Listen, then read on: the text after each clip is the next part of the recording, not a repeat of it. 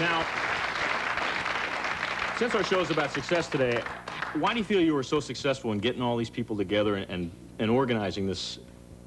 Was there a key to how you were able to do that? It was a goal? There were a lot of circumstances that needed to exist for me to be able to do it. And I was talking a moment ago about just that unique moment there on the stage when everything was quiet and you could hear 2 million people breathe. And I mean, all these things, when, you know, they say when you die, your life flashes before you.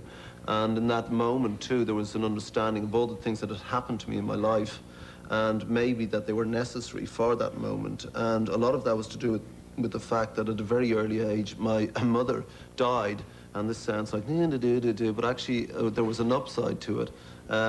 My father was away for most of the week except the weekends, and my sisters were away. So I was by myself, and I learned very quickly to organize my life, to have enough food in the house, to have coal in the house for the fire. And that organizational sense was very useful to me throughout my life. I learned self-sufficiency. That was necessary to have that ability.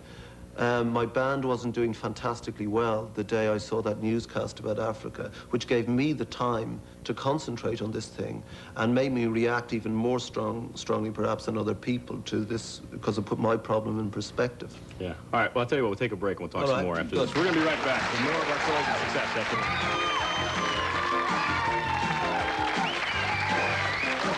We're back. We're talking to Alan Novell and Bob Geldof. We were talking during the break. I thought this was, since Alan's a lawyer, you said that there will be no video, there'll be no movie from Live Aid because of lawyers. Yeah, well, I mean, I'd looked at what George Harrison did with his Bangladesh concert, and it was a bit of a mess, and it was mainly because of lawyers. And there were 70... there were...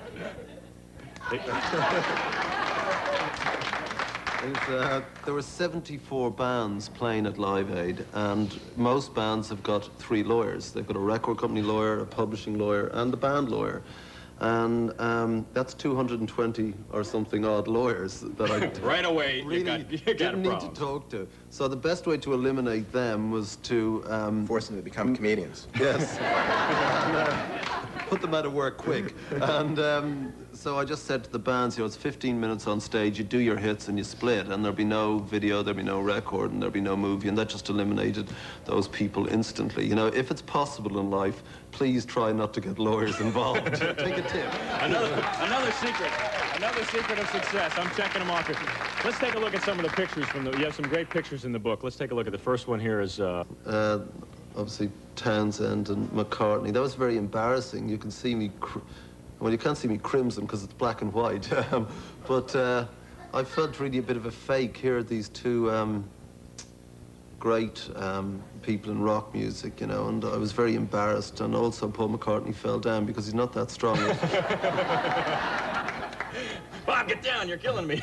And there's Phil looking like I'm telling him to do something. That was the recording of the Band Aid record, Do They Know It's Christmas. There's Sting on the bass, Gary Kemp from Spandau Ballet, John Taylor from Duran Duran, and Phil Collins looking like I'm giving him some instruction he doesn't want to do. Phil, I know about drums. Hey, believe me, Phil, let me give you a few lessons here. Oh, there's your family. Is that your family? Yeah. That's Bob and Paul and Fifi on holiday in a little island in the Mediterranean called Ibiza.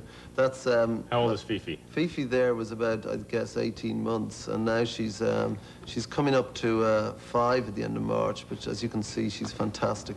Uh-huh. And what attributes are you going to pass along to Fifi?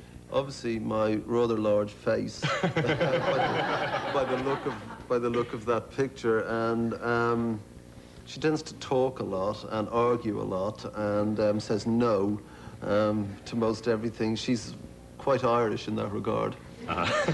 Now, as for you, I guess I know I read you were kicked out of school when you were younger. Have you gone back now? You're a knight and you're a well, they actually named the library after me, you know, which is very bizarre. A place you spent a lot of time? Take that name off there. You don't have my permission. And the other thing, even more bizarre, is that book has been put on the required reading.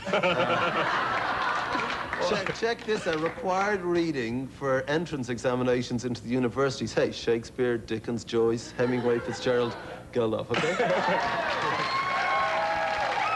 Bob, it's a pleasure meeting you. Nice to have you on the show. Bob Geldof, and our show will continue right after this. We're coming back.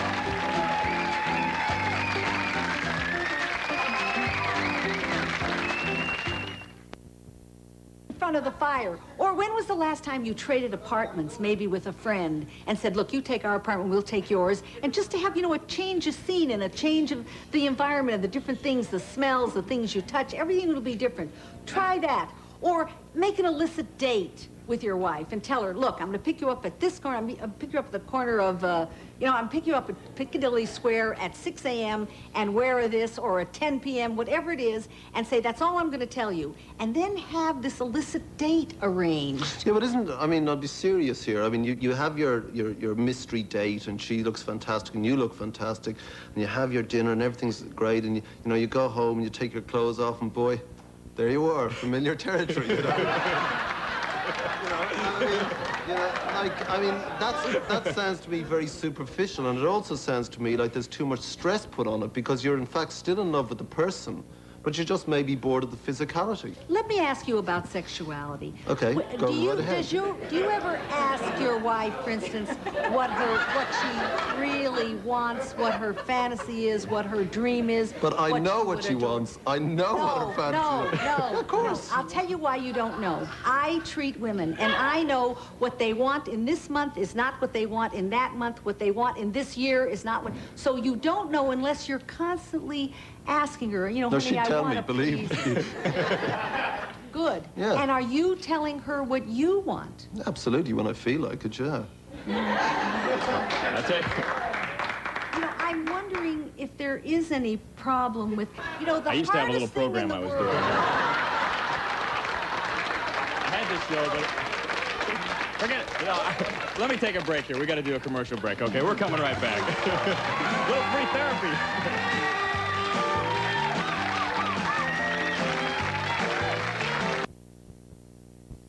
Better. Why don't I keep my big mouth shut? There are the natural ebbs and flows in a relationship. And Ebbs and flows. There you go with that map again. This is... it's normal, and you're not always hungry, Yeah, you don't always want to go to a flick, you don't always want to play music, you don't always want to have sex. That's absolutely But often natural. sex is a movie you're pretending.